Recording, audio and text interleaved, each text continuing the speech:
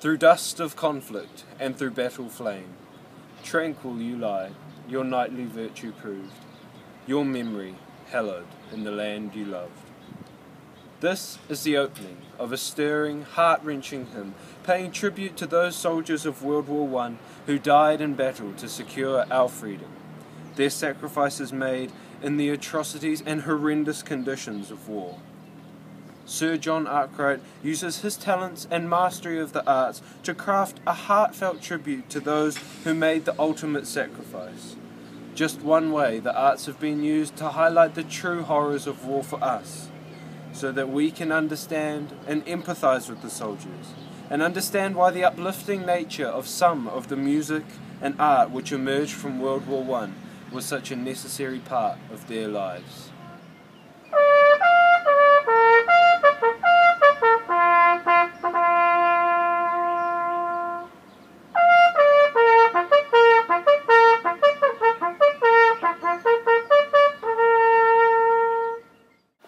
Poets such as Wilfred Owen used their art to show their audiences the true horrors of war.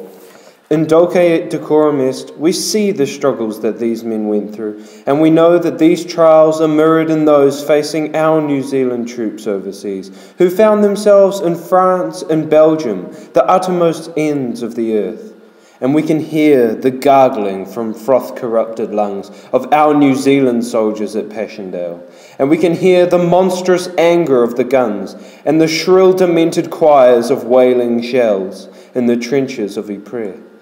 These lines force us to feel the suffering which our soldiers went through in the name of their country, wading through the one big sea of sludge with just their mental anguish, pain, and the haunting memories of their families to keep them company.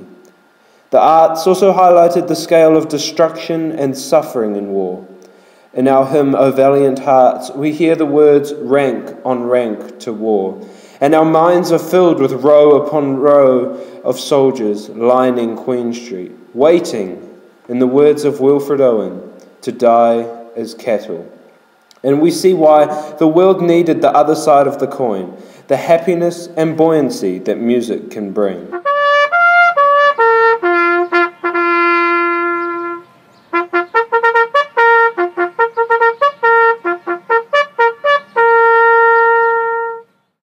It is October 1914, and New Zealand is preparing to lend its help to a war effort, a battle fought on foreign soils. The New Zealand Expeditionary Force sets out from Auckland to be trained in Egypt. 8,568 New Zealand men, rank on rank. Yet there is an air of patriotism, strength, courage and bravery as the New Zealand Army Brass Band leads the parade down the streets lined with people.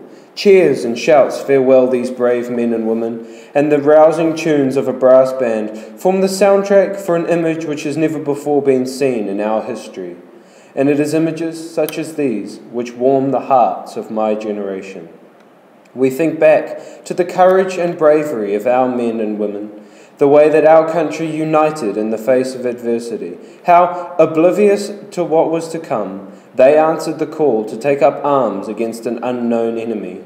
And it would be these same boys who would be lying in the damp, muddy Passchendaele trenches just 2 years later, screaming for their mothers and crying, "Oh Jesus, make it stop." But at the time of departure, what was it that stirred the hearts of the crowds and soldiers alike? Not only the show of strength and the youthful faces, but also the music, an art form which has existed for longer than can be remembered, the universal language uniting a country and helping to push aside old grievances. One of the soldiers in this parade was Herbert Hart, a lawyer from Carterton, a town he left on the 12th of August with the patriotic airs of the brass band playing in his ears. He was prepared to give his life in defence of his country. In Sir John Arkwright's words, "To save mankind, yourselves you scorn to save." Herbert recorded his thoughts in the Devil's Own Diary about the great adventure of the First World War, giving us one of the greatest insights into the realities of a New Zealander at war.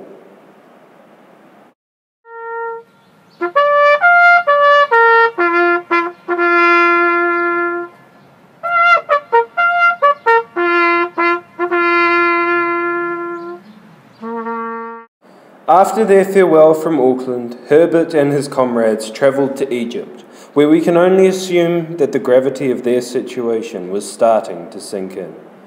However, in this faraway land, there were finally some familiar faces. As they drew into port, they were once again greeted by music. Herbert and his comrades drew their ship up to the Australian troop carrier, and both groups of soldiers then stood to attention as the bands of both nations played the regiment march. Here we can see how music has been used to unite people in an unfamiliar land far from home. This act of camaraderie was likely the spark that ignited the raging fire which we now know to be the Anzac spirit. These men trained together for months in the harsh conditions of the Egyptian desert, and as each day passed, the bond between men grew stronger and stronger. Herbert recalls that they were pleased to say goodbye to Egypt at last, that they were ready to move on. But so little did they know of what would face them on the beaches of Anzac Cove and later in the trenches of the Somme and Passchendaele. O valiant hearts, splendid you passed, the great surrender made. In July 1917, Herbert and the New Zealand soldiers found themselves in the black mud of Ypres, preparing to follow the grand plan for the third Ypres. The weather had a devastating effect on the countryside. Constant rain turned trenches, shell holes, and roads to a big sea of slush, making advancing along the lines nigh on impossible for the troops.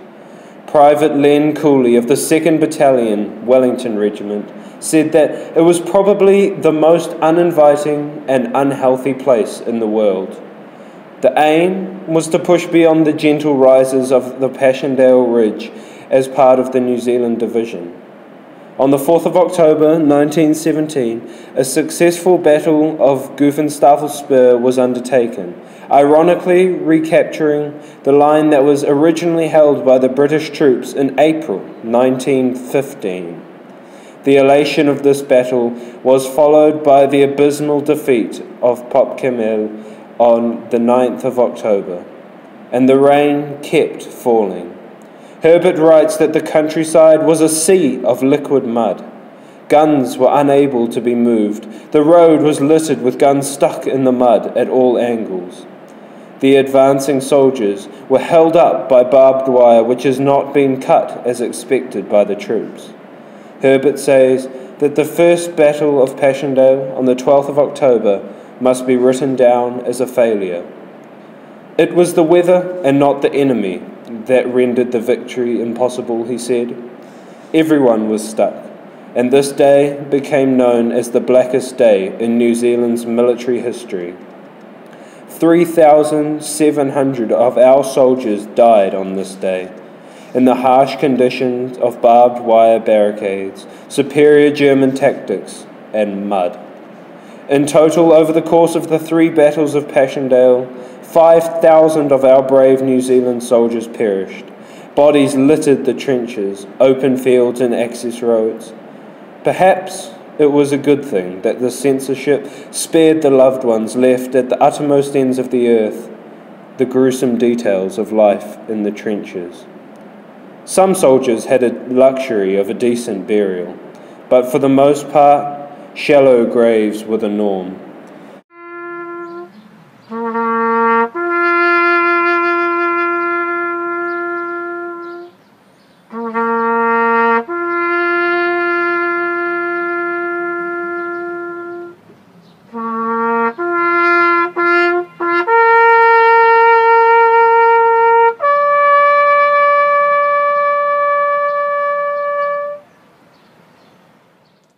J. Smith, a member of the Northern Cyclist Battalion, recalls of how his superior officer detailed him off with 2 others to bury his mate, Ernie Grays.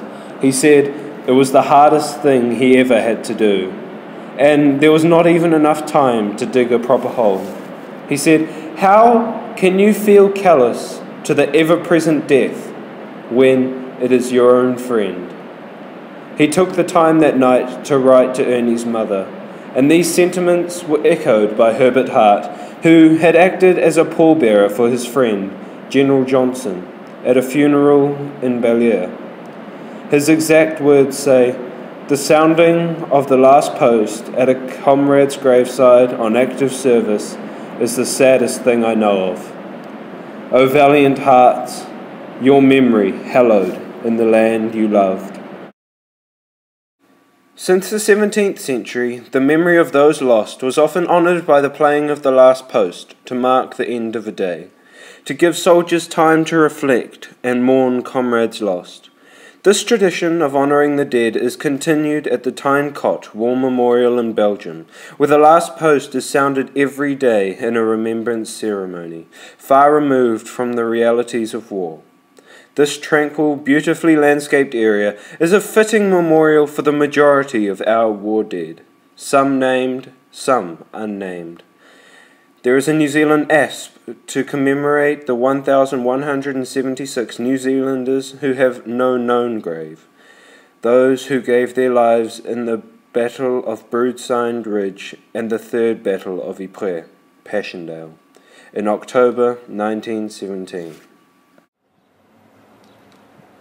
I was 10 years old when I first played the last post at my primary school Anzac ceremony, and I held little appreciation for why the grown-ups came to me afterwards with tears in their eyes and lumps in their throats. Years later, I'd like to think I have a greater appreciation of the haunting images which these notes conjure up in the minds of New Zealanders. It's not just one little boy playing a tune. It's the image of a shared history, of loved ones lost, battles won, and a fight for freedom that is embodied in the playing of this piece. This is the power that music has over us. O valiant hearts, your memory hallowed in the land you loved. In glorious hope, their proud and sorrowing land commits her children to thy gracious hand.